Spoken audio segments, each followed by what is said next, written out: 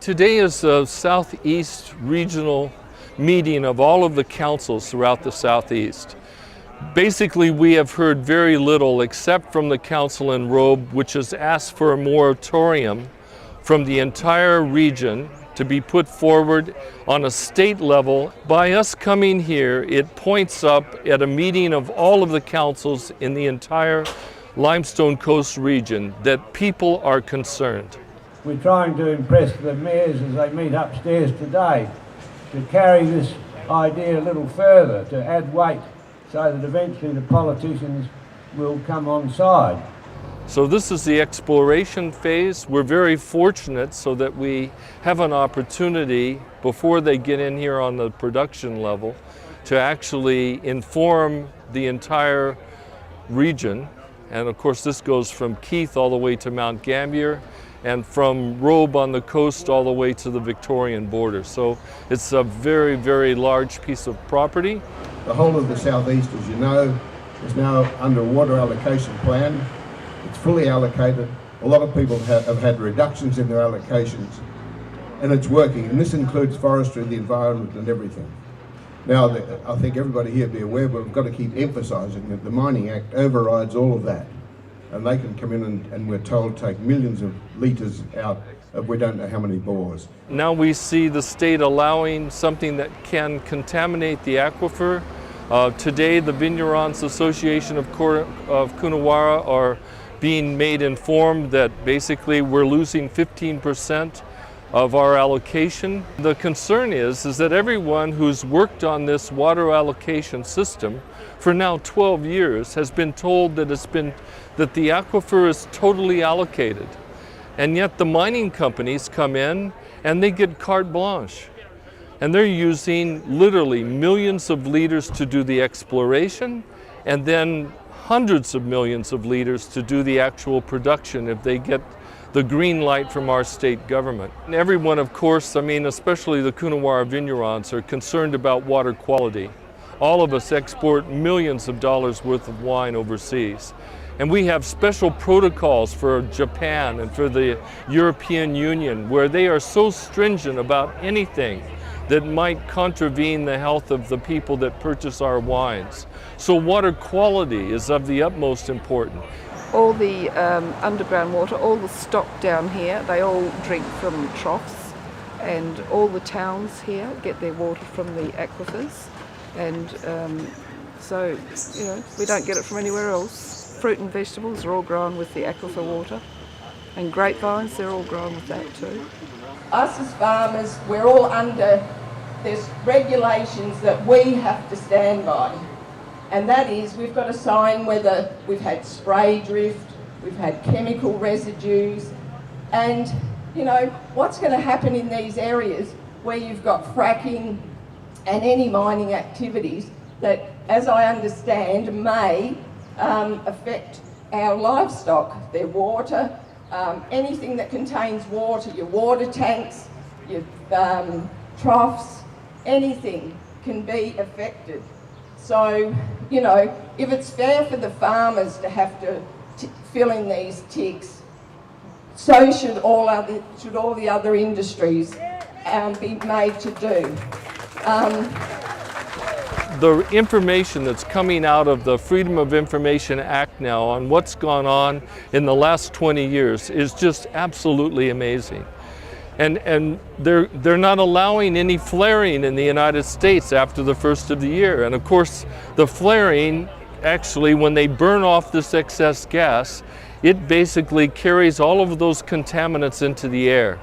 And it's beyond me when you see a well 2 kilometers to our windward side of Panola, possibly contaminating the air of this little township, the oldest township in the state of South Australia. Again, I just don't understand why they're allowing to go forward what they are.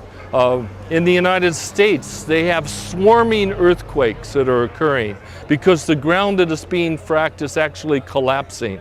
And here we've had earthquakes. This is an earthquake-prone area with faults through it. We have cave systems, the national park here in Naracoorte.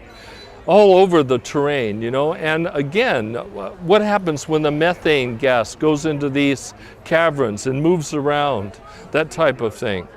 The health issues, as you've heard, we've got doctors on our alliance that are pointing out to us educationally about the carcinogens, all of the other things that are carried not only in the water but in the air. Birth defects, the emotional aspect of it, when people are stressful about what's going on, when you have hundreds of trucks going in and out, a surface infrastructure that is never discussed. It's those kinds of things that people have to realize, that it's going to be a spider web across this entire area, thousands of wells, and each well can be like an octopus under the surface. And they're going down here 4 kilometers, okay, 4,000 meters down. And then if they're given a production license and allowed to frack, they can go another 10 kilometers horizontally in any direction they want. What gives the government and any other company the right to compromise our very existence on this beautiful part of Australia, the best part of the South Australia, and the driest state and the driest country in the world, and we're going to compromise it? And they can't say that they won't, because everywhere else it has been compromised. It was only a few months after they started fracking in the Darling Downs. Another farmer, he had quite a good amount of water in his water bore. He relies on the artesian basin for his water. He was saying that ever since the mining companies came in with the industrial, what they call the invasive industrial gas fields, the water level in their aquifers are dropping so dramatically that he believes within 2 years there'll be no water left in that water bore. He will have no water left for his stock whatsoever. At that time, he basically said, I'll have to walk away from this farm. One farmer, he doesn't even have any gas wells on his property, and his water's contaminated. His rainwater's contaminated. The land, the soil is contaminated. The air is contaminated. And he said, we never had any of these issues before the mining companies come along. There's so many stories of farmers that are living in these gas fields and their lives have just totally changed. Their livelihoods have been destroyed. If our water becomes contaminated, we can't go back. It will always be, you can't stop it, you can't change it. When the water's contaminated, it's contaminated and you cannot fix it. So we have to do something now while we've still got time. And I don't think there's going to be too many people who'll be coming into the southeast and they get taken around the place and they know that the area is slowly being destroyed, but everywhere they look, they see these damn well rigs all up over the place. And that is going to do a massive, massive impact on the local tourism industry. We stand a lot to gain, and as you should be aware, tourism is a major part of this area's economy. And if it goes, that's another great big crack that will not be able to be fixed.